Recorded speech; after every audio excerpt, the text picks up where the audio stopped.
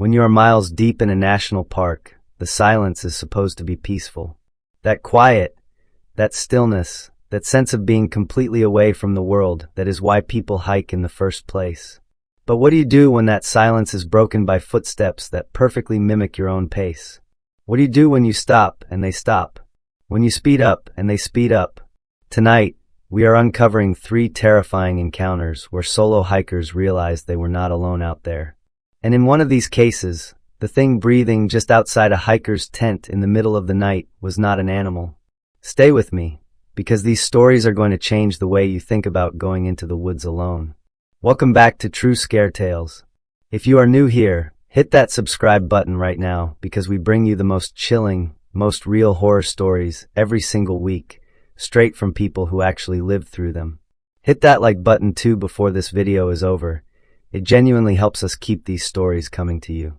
Now let us get into it, because tonight we are going somewhere that no GPS can fully protect you, and no amount of expensive gear can prepare you for what these 3 hikers experienced. Here is something that nobody really talks about when they romanticize solo hiking. There is a very specific moment that happens deep in the wilderness, somewhere between mile 3 and mile 6, when the trail stops feeling like freedom and starts feeling like something else entirely. The trees get thicker. The sky gets smaller above you. The sounds of the outside world, traffic, voices, civilization, fade completely. And your brain, which evolved over hundreds of thousands of years specifically to detect threats, starts doing something that your conscious mind cannot fully override. It starts scanning, constantly. Every snapped twig, every rustle, every shadow moving in your peripheral vision that turns out to be nothing. Your nervous system knows something your rational brain keeps trying to deny. Out here, you are not the apex predator. You are just a person alone, with no backup and no way to call for help. And here is the brutal irony of hiking in 2026. People head into the backcountry with $1,500 satellite communicators, ultralight titanium gear, solar charging panels, GPS watches that can track their heart rate and elevation simultaneously. They feel prepared. They feel safe. They feel like technology has finally closed the gap between human vulnerability and the raw indifference of the wilderness. But the moment that first story begins tonight, all of that technology was sitting completely useless in a hiker's pack. Because some threats do not care how good your gear is. Some threats have been living in those woods far longer than any of us have been making gear to protect ourselves from them. Our first story comes from a man named Ryan, a 36-year-old software engineer from Washington State who had been hiking solo for about 7 years. He was fit, experienced, and comfortable in the backcountry. He was 3 miles into a trail inside Olympic National Park on a Friday afternoon in early September. The weather was perfect. The trail was moderately trafficked, meaning he had passed maybe 4 or 5 other hikers in the first 2 miles. But by mile 3, the trail had thinned out and he was completely alone, moving through a dense section of old-growth forest where the trees were so tall and so thick that the light came through in narrow columns, almost like the inside of a cathedral. He had his earbuds in for the first part of the hike, listening to a podcast. He pulled them out at some point just to hear the forest, which he said he always did eventually because the natural sounds helped him decompress. And that is when he first noticed it. His footsteps on the packed dirt trail had a very specific rhythm, a consistent, almost metronomic crunch with each step.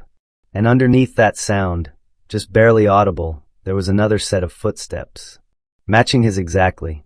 Same pace, same rhythm, same weight. He thought it was an echo at first because the old-growth forest does strange things with sound. The trees bounce noise in unexpected ways, and he had experienced odd acoustics on trails before. So he slowed down. The second set of footsteps slowed down at the same moment. He stopped completely, and in the half-second of silence that followed, he heard the other footsteps take one additional step before stopping.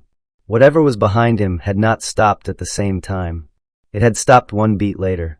That single extra footstep is what turned Ryan's curiosity into pure, flooding dread.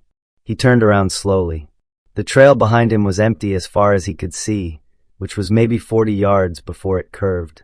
The brush on both sides of the trail was dense, thick ferns and undergrowth pressing right up against the path. He stood perfectly still for about 30 seconds, listening. Nothing moved. Nothing made a sound. He turned back around and started walking again, faster this time, telling himself it was an animal, maybe a deer paralleling the trail, maybe a raccoon in the brush. Animals do that. It is normal. He repeated that to himself like a mantra. And then it started again. Footsteps, in the brush just off the right side of the trail, moving with him, matching his pace. He said what made it so deeply wrong was the weight of the sound. Not a small animal skittering. Something heavy. Something deliberate. He stopped again. It stopped again. Immediately this time, no extra step. Like it had learned. Like it was adjusting. Ryan made a decision right there. He did not run, because running triggers a chase response in predators, both animal and human, and he was experienced enough to know that. Instead he turned around and walked, quickly and steadily, back the way he came. He did not hear the footsteps again. He made it back to the trailhead in under 40 minutes, a trail that had taken him over an hour to walk in. He sat in his car with the doors locked and his hands shaking on the steering wheel. He never saw what was following him.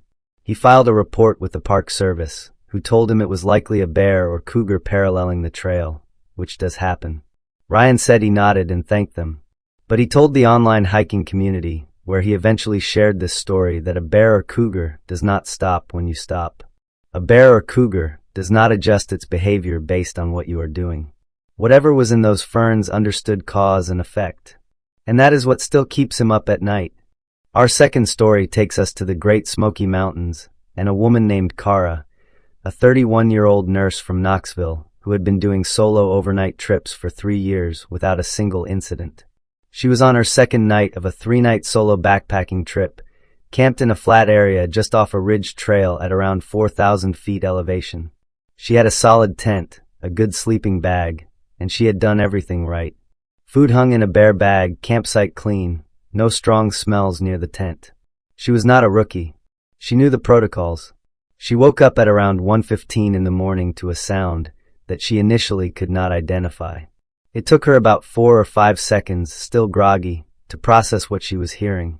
And when she did, she said the grogginess left her body instantly, like cold water thrown on her face. Someone was walking slowly around the outside of her tent. Not crashing through brush like an animal would. Walking. Measured steps, moving deliberately around the circumference of her tent in a slow, patient circle. She could hear the leaves and small sticks compressing under the weight of each step. 220, 230 pounds at least, she estimated later, based on the sound. She did not move. She did not make a sound. She reached slowly for the canister of bear spray she kept inside the tent with her and pulled it to her chest. The walking continued, all the way around the tent, once, then twice. On the third pass, it stopped. Right at the door of her tent. Right at the zipper. She said she could hear breathing. Slow, controlled breathing, like someone trying to be quiet. She lay there with the bear spray aimed at the tent door, her thumb on the safety, for what she estimates was 4 or 5 minutes, but felt like an hour. Then the footsteps moved away. Slowly. Back into the dark. She did not sleep. She did not move until the first gray light of morning came through the tent fabric. When she unzipped and stepped out, the campsite was empty. But in the soft dirt around her tent, she could see them clearly. Boot prints. Heavy, large, human boot prints, making a complete circle around her tent multiple times. Kara packed up her camp in less than 15 minutes, hiked out in the dark with her headlamp, and called the Park Service from the first spot she got cell signal. Rangers swept the area. They found the prints. They found nothing else. The case was never resolved.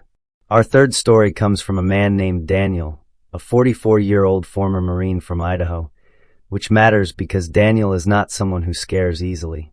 He did 2 tours overseas. He has handled real danger in real environments. He went into the Sawtooth Wilderness alone for a 4-day trip in late August, fully self-sufficient, experienced, and completely at ease in remote terrain. On his third night, around 2 in the morning, he was woken up by something pressing against the outside of his tent. Not a sound. Physical pressure. Something leaning against the fabric from the outside, slowly, like it was testing the resistance. Daniel was on his feet with his fixed-blade knife in hand in under 2 seconds, military instinct completely overriding sleep. He said nothing.